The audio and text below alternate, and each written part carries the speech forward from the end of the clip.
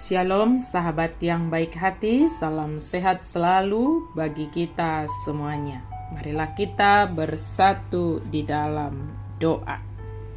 Allah Bapa dalam Yesus Kristus, terima kasih Tuhan untuk segala kebaikan-Mu di dalam kehidupan kami. Saat ini kami hendak merenungkan firman Tuhan, berkenanlah Engkau ya Allah untuk memimpin kami, berkuasa atas hati dan pikiran kami, di dalam merenungkan firman-Mu. Amin. Firman Tuhan bagi kita pada hari ini tertulis dalam Efesus 6 ayat 10 sampai ayatnya yang ke-20. Mari kita baca di tempat kita masing-masing secara lengkap. Saya baca ayat 10 sampai 13. Akhirnya, hendaklah kamu kuat di dalam Tuhan, di dalam kekuatan kuasa-Nya. Kenakanlah seluruh perlengkapan senjata Allah, supaya kamu dapat bertahan melawan tipu muslihat iblis. Karena perjuangan kita bukanlah melawan darah dan daging, tetapi melawan pemerintah-pemerintah, melawan penguasa-penguasa, melawan kuasa-kuasa dunia yang gelap ini, melawan roh-roh jahat di langit. Sebab itu, ambillah seluruh perlengkapan senjata Allah, supaya kamu dapat mengadakan perlawanan pada hari yang jahat itu dan tetap berdiri. Sudahkah kamu menyelesaikan segala sesuatu? Kuat di dalam Tuhan. Sahabat yang baik hati, kalau kita membaca kitab Efesus ini, di mana Paulus menuliskannya ketika dia berada di penjara.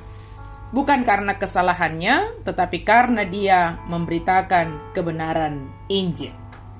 Dari hal itu, dia mengingatkan kepada jemaat Efesus yang sedang menghadapi hal-hal yang luar biasa. Sebab Efesus itu adalah kota di mana tempat penyembahan berhala itu sangat banyak, dan itu juga adalah kota pusat pendidikan sebab ada banyak perpustakaan yang didirikan di sana dan juga pusat pelabuhan. Sehingga tantangan hidup sebagai orang yang percaya, mereka memiliki tantangan yang sangat besar. Paulus menyatakan bahwa mereka sedang menghadapi pemerintah-pemerintah, penguasa-penguasa, kuasa-kuasa kegelapan, dan roh-roh jahat.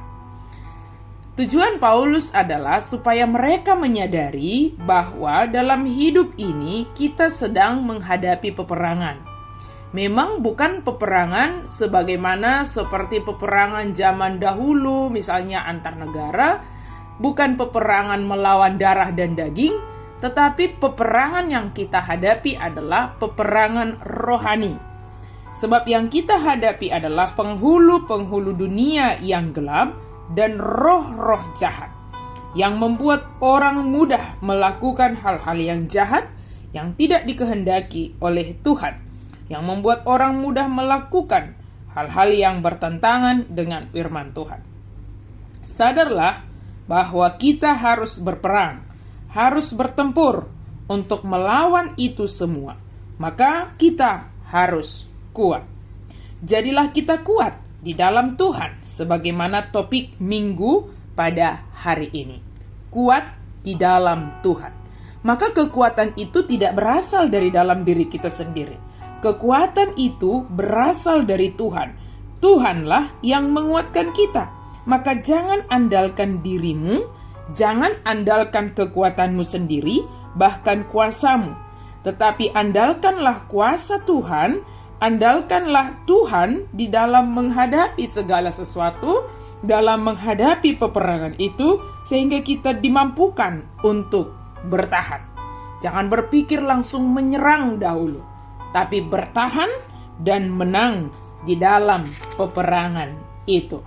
Iblis itu tetap bekerja dalam segala keadaan, dalam segala tempat, dimanapun, bahkan di keluarga, di tempat bekerja, bahkan di gereja. Iblis itu selalu bekerja dan ingin mengganggu kita supaya kita jauh dari apa yang benar yang diharapkan oleh Tuhan bagi kita. Maka kita dikatakan di dalam Tuhan kita harus kuat, sehingga di dalam Tuhan kita mampu bertahan dan kita menjadi menang menghadapi peperangan itu. Firman Tuhan ini juga mengatakan kepada kita, maka pergunakan dan manfaatkanlah semua perlengkapan senjata rohani itu. Apa saja perlengkapan dan senjata rohani itu? Yaitu berikat pinggangkan kebenaran, berbaju jirahkan keadilan, berkasutkan kerelaan, perisai iman, ketopong keselamatan, pedang roh. Artinya Tuhan memperlengkapi kita semua. Dari ujung rambut sampai ujung kaki kita, seluruh hidup kita ini dipersenjatai oleh Tuhan untuk melawan iblis, sehingga kita mampu untuk menghadapinya. Untuk menggunakan itu tentu dituntut dari kita kedisiplinan, kepatuhan, semangat, siap sedia. Sebagaimana seperti seorang prajurit yang akan turun ke medan pertempuran, maka dia harus siap untuk menghadapi peperangan. Harus sehat. Secara rohani, harus sehat, harus siap untuk menghadapinya. Oleh karena itu, sahabat yang dikasihi oleh Tuhan, di manakah kita dilatih untuk menggunakan perlengkapan atau senjata rohani itu? Yang pertama, di dalam kehidupan peribadahan kita. Secara pribadi maupun secara persekutuan. Di sana kita diperlengkapi, dilatih, diajar bagaimana kita menghadapi, melawan dan bisa menghadapi peperangan rohani itu. Menjaga diri, tetap hidup sebagai orang benar, perlu kehati-hatian dalam menghadapi segala hal, dan tentunya senantiasalah berdoa. Berdoa bagi dirimu, berdoa bagi orang lain. Ingat, doa itu memiliki kuasa. Doa itu akan memberikan pengaruh yang kuat kepada diri kita sendiri maupun kepada orang lain.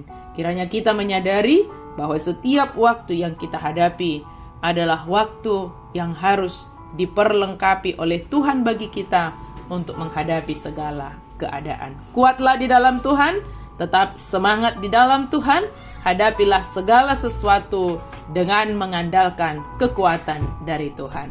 Amin, mari kita berdoa. Terima kasih Tuhan untuk firman-Mu, terima kasih untuk perlengkapan rohani yang Kau berikan kepada kami.